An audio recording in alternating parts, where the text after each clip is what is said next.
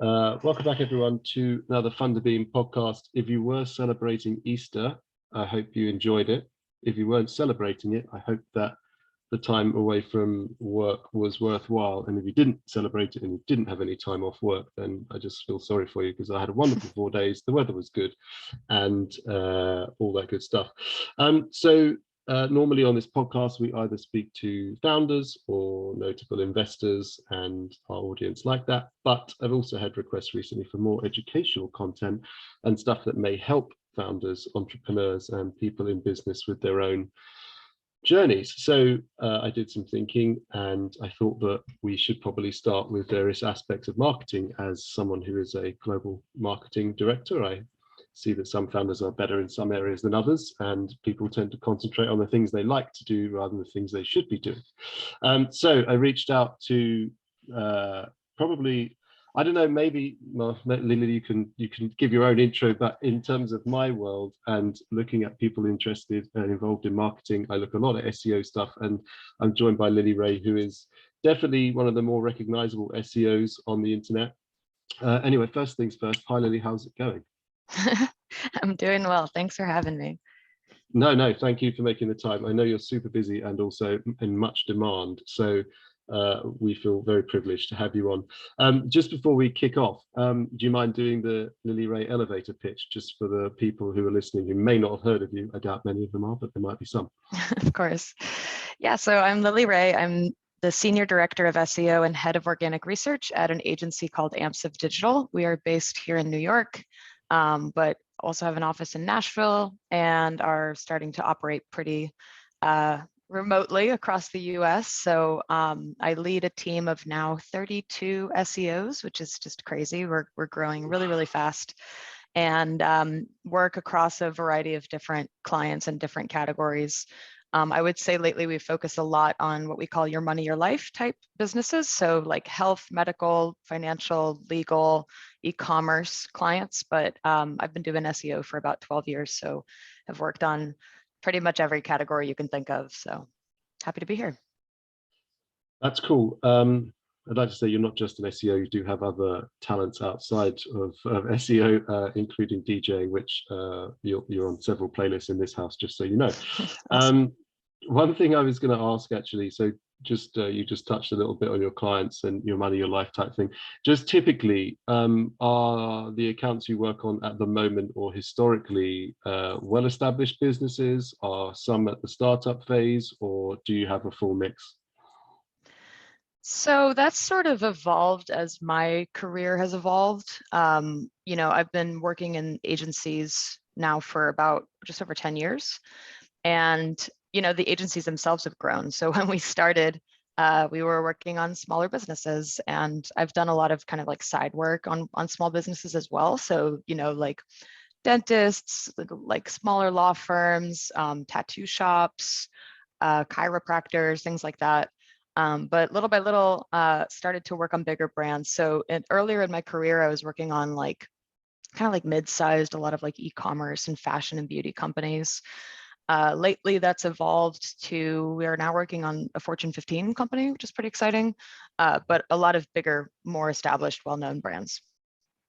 And do you find it's the if you like, well-known brands or bigger companies that not only present the bigger challenge from the results they want, but the fact that perhaps they've had websites and digital presence around for a long time, but it may never have really been fit for purpose, or the purpose that they're asking you, or the problem they're asking you to solve?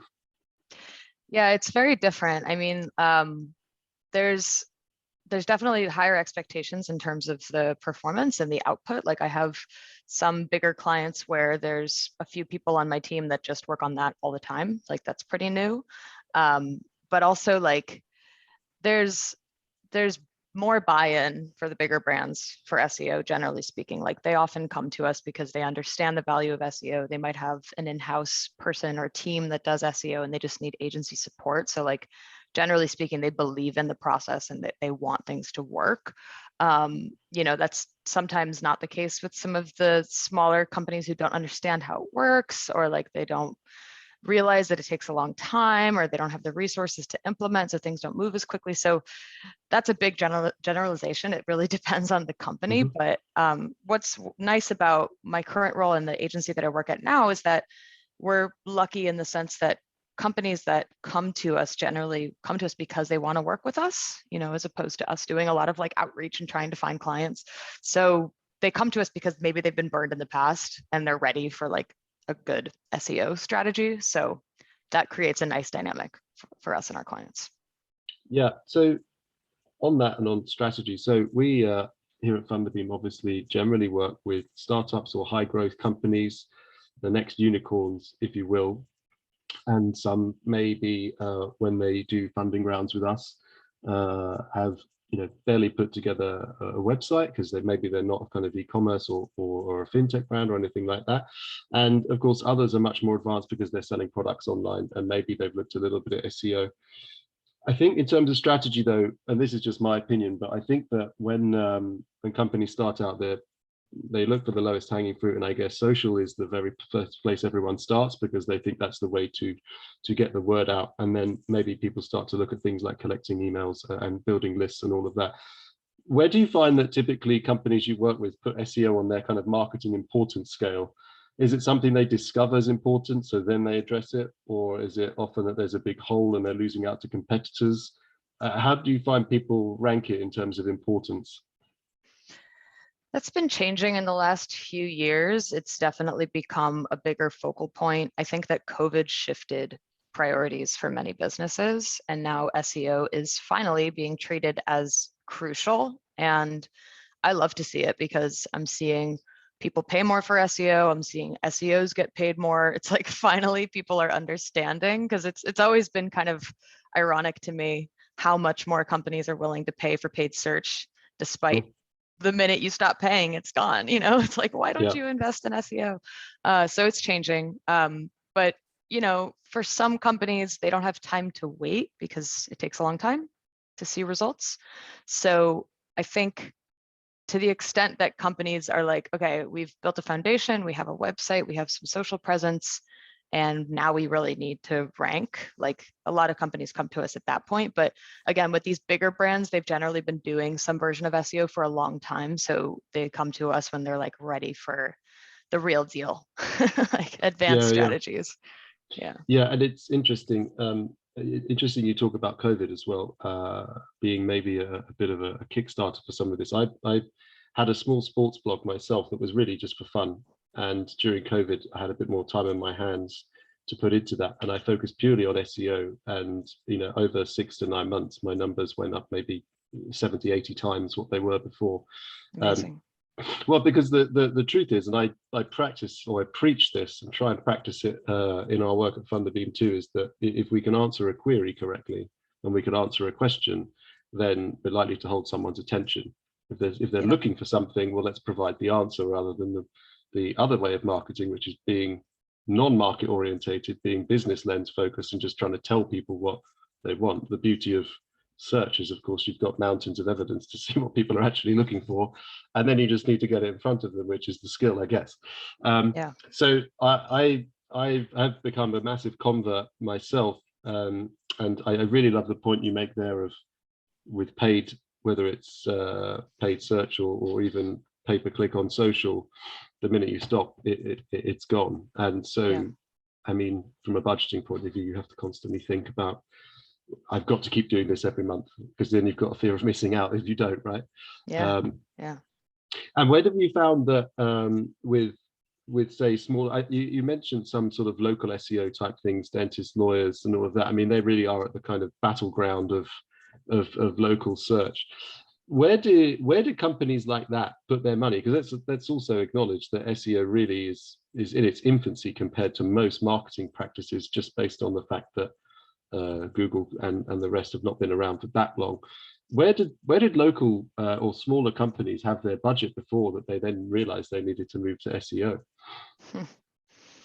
I mean, everything that you can do on the SEO side can be done on the paid side as well. So like there's like ads that you can invest in for Google Maps, for example, to have your business more prominent in Google Maps. There's all kinds of functionality there. I think that that's that has a high ROI for a lot of small businesses. But yeah, I mean, it's just becoming like, especially for like lawyers, for example, it's so incredibly competitive and lawyers are willing to spend the money. So now it's like, we are willing to pay whatever it takes to rank #1 for personal injury attorney, in XYZ city. It's so valuable to the business. So I don't know if that shifted from another marketing budget that they had as much as like, this is the way that people get clients now and people are waking up to it. So that's actually one category, law firms in particular, that is very, very lucrative in the SEO space.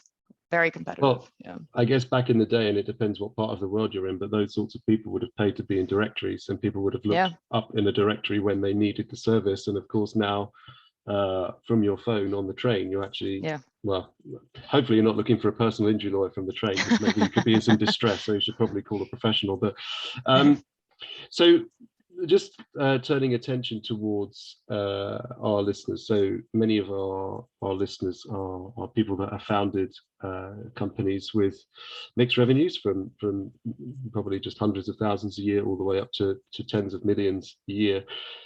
Where would be the first place you think that people should start with an SEO strategy as a business if they haven't really considered it? Because there's lots of people, I think, that maybe have nice sites, they rank well on their brand name search for obvious reasons, but maybe they've never made any content other than video.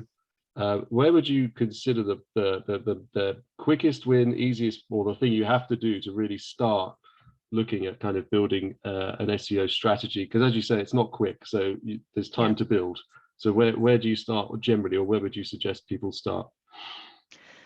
Yeah, that's a great question. So the first thing to ask yourself very seriously, which often goes overlooked, is, do I offer a product or service that people are searching for on Google?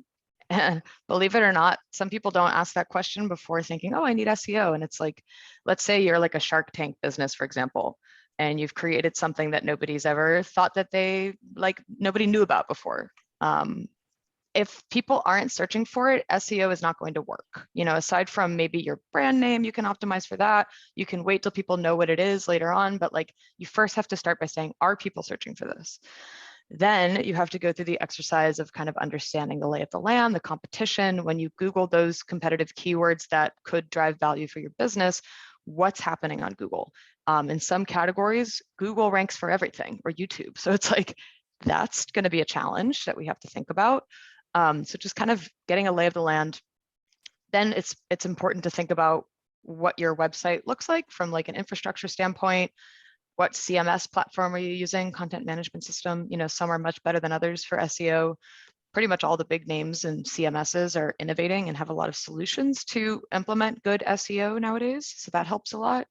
And then beyond that, if you've said yes to all those questions, you've implemented a good CMS, you have a good website, everything like that, then it's really about the content on your site and the website architecture.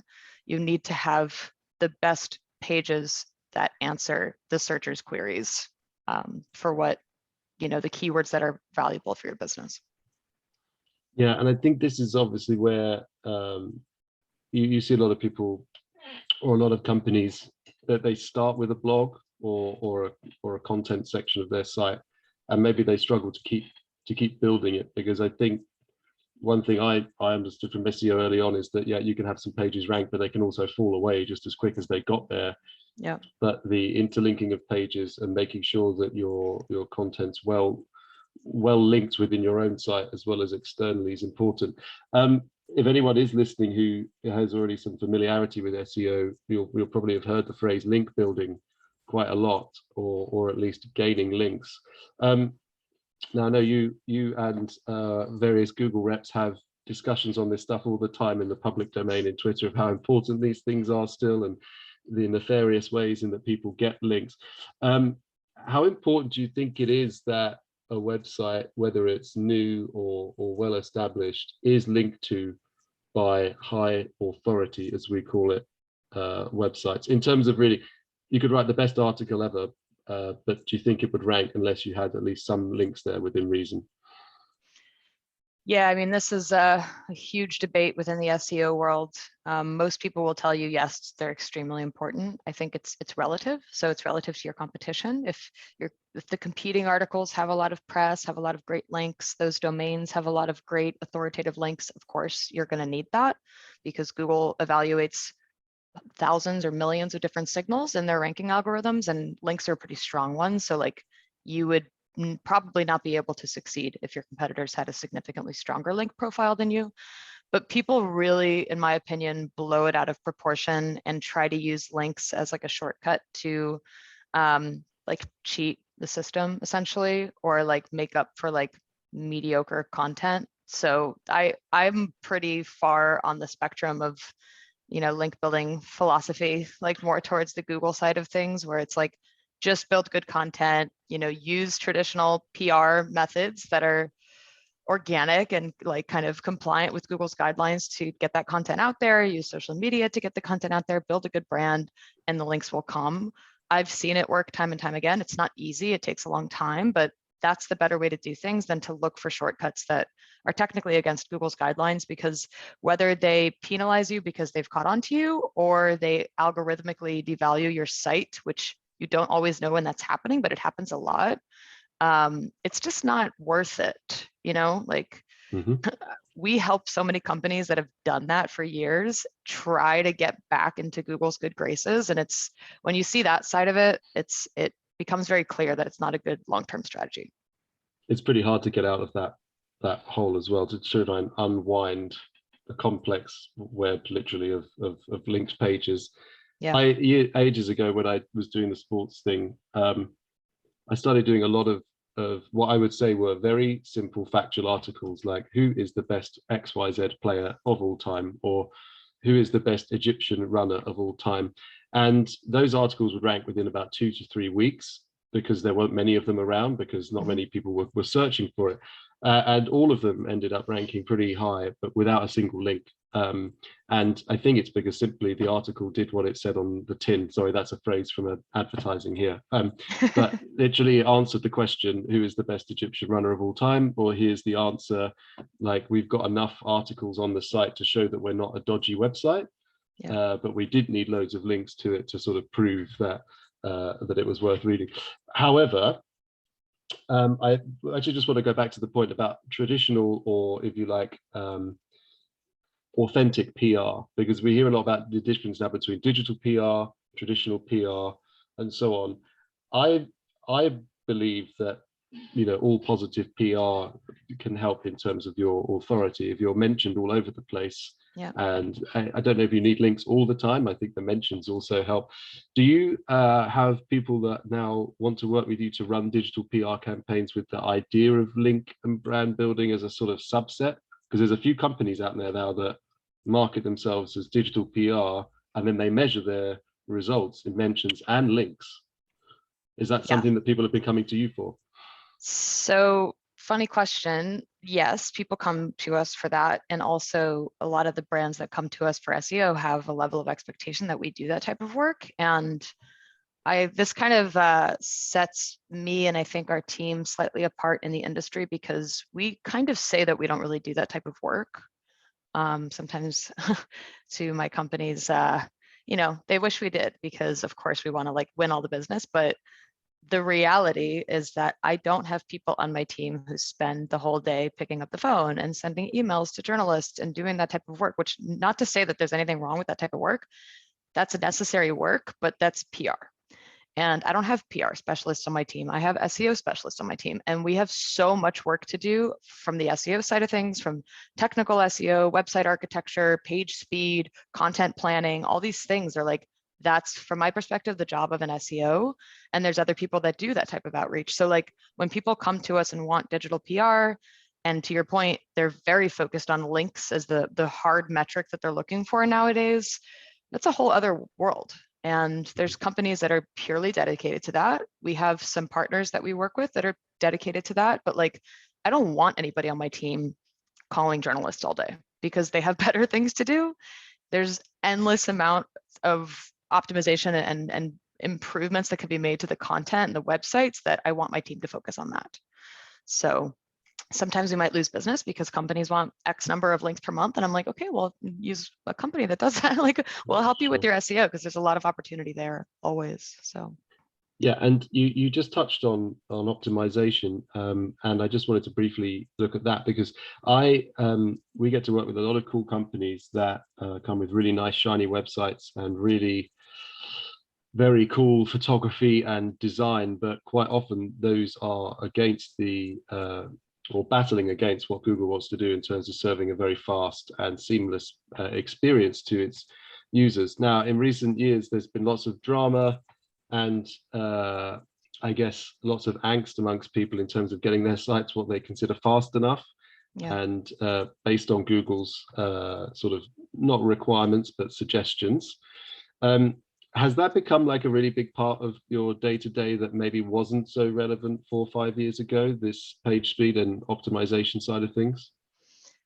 So it's always been a component of our SEO strategy. It's a pretty big part of technical SEO. It always has been. You know, it's not new that page speed is one of the factors that Google looks at for SEO purposes. That was the case before Core Web Vitals was announced. What's always been true and what continues to be true is that it's a lightweight signal.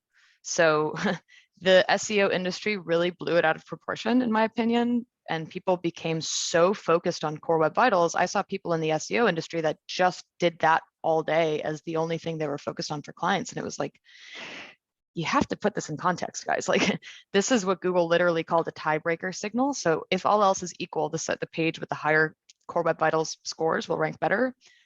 All things are never equal. So, you know, we have people at my company and on my team who are experts in Core Web Vitals.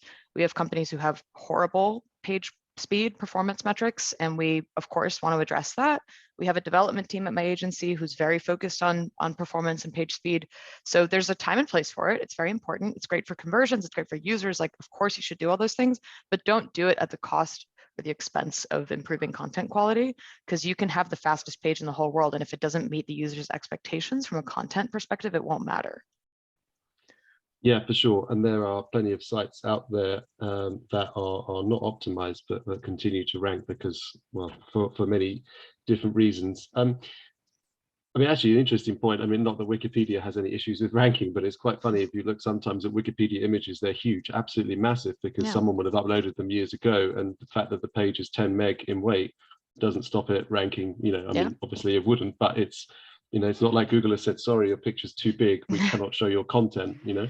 Yeah, there's certain sites like Wikipedia where like they serve a very important role on the internet, and they are allowed to break all the SEO rules. It doesn't matter because they are that. So like, people have to keep that in consideration. Like, sometimes Google just has a specific answer to the question that comes from a site that's maybe 20 years old and hasn't done a lot of updates. Like, maybe they're an authority of the medical space, for example, or a government website where it's like they get to rank because of who they are, not because of all the SEO tricks that they've done over the years. So people lose sight of that sometimes. Sure. I'm not going to keep you too much longer because I know you're super busy, but I wanted to ask, just dialing back to content quickly, again, from the point of view of a founder or someone starting the business, there's an awful lot of costs to deal with all the time, and people are often on tight budgets and only have a certain amount of runway, especially for marketing. How do you go about, I don't know, training's the wrong word. If people don't have, say, a fixed budget for people to write content, because writers can be expensive, really good ones, again, you're waiting to see. Do you have like a cheat sheet formula or idea of how people might be able to begin writing their own content? Because not everyone is born to write, and it is, you know, it's obviously a skill, but there are, I believe, structures that help do these things. Because one great thing about SEO is that you can make an inroad yourself if you're willing to put the time in. Yeah. I mean, have you got any, let's say that any tips on the content creation side that people might be able to take away? Yeah, I mean, the good news is that the more that your content strategy is focused on actual legitimate expertise, the better the content's going to perform. So this is actually like the kick that I've been on with the talks and stuff that I do over the past couple of years. And this year I'll be focusing on it a lot as well. Expertise is the most important ranking factor. Like, I've worked with sites and small businesses I love giving this example where I worked with a tattoo artist. He was literally tattooing. I was interviewing him while he worked about how to care for your tattoos, what to do after, how to come up with an idea, all these things. And he just talked. And like, I wrote down everything he said, structured the headlines in such a way that it kind of matches how people search. But I didn't optimize what he wrote beyond that. It was just his expertise. And if you do the same thing with lawyers or chiropractors, whoever, like hopefully they have a lot of expertise because they do this stuff all the time. So don't go reverse engineering what other people have written on Google and try to make that your article. Talk to the actual expert and write down what they've experienced. Hopefully you can source, some other like authoritative places that have said the same things that can help with your SEO efforts, like kind of link to them throughout the article. But I encourage content creators to actually work with experts, not just repurpose what other writers have written online, because Google's looking for that unique angle to things and they're looking for real life expertise. So that actually, I think, makes things easier for small businesses. Like maybe you only need 3 articles, but they should be coming from a place of actual real life experience. Yeah, and I think actually that's a super useful point, because there will be a lot of founders out there who maybe, I don't know, let's say you're in the electric bikes business. If you've been in the electric bikes business for a while, you're probably going to know more about electric bikes than most people, even if your company is a fledgling business. Yep. And I think those other references, whether it's from LinkedIn or interviews elsewhere, even if they're not linking back to your site, show Google that you're an authority on this topic. Totally. Whereas they're not going to listen to me on electric bikes. I really don't know anything about electric bikes. Okay, Lily, look, that's been so cool. Thanks very much for taking the time. And I will link to all of Lily's socials in the description below. If you'd like to get in touch with her, I'm sure if you fire some stuff for Twitter, she will read it and maybe reply at one time. But otherwise, you can follow all of her stuff. And likewise, when we publish this, we'll link to all of the various websites we discussed today and so on and so forth. So Lily, have you got anything exciting going on for the rest of the day? Yeah, I mean, I'm like, today I'm just getting some work done, but the next few months I'll be speaking at like, I don't know, 7 different conferences in like 7 different countries or something. So got a lot going on this year. Yeah, it's the post-COVID, whirlwind, but. And you were in Europe recently, right? You did a few weeks here, or a couple of weeks at least. 5 talks in 5 weeks in 7 countries. Wow. Yeah, so a lot going on. Good for you. Well, look, we look forward to seeing those, and we will share and promote as best as we can. Lily, thanks very much. Have a good day. We'll see you soon. You too. Thank you so much. Take care. Bye.